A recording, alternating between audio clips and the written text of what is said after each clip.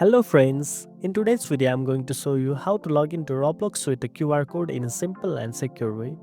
First of all, open the Roblox login page on your computer or any other device where you are already logged out.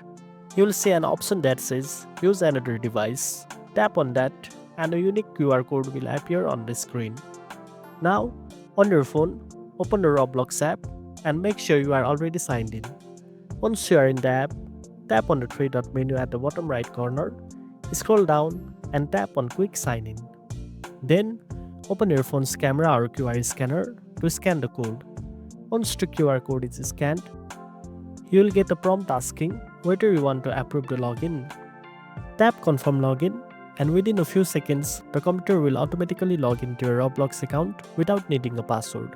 This method is fast, safe, and especially useful if you don't want to enter your login details manually.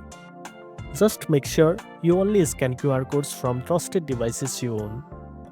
And that's it. Now you know how to log into Roblox with QR code. If you found this video helpful, don't forget to like, share and subscribe for more tech tips. And make sure to tap the notification bell so you never miss an update. Thanks for watching and I'll see you in the next one.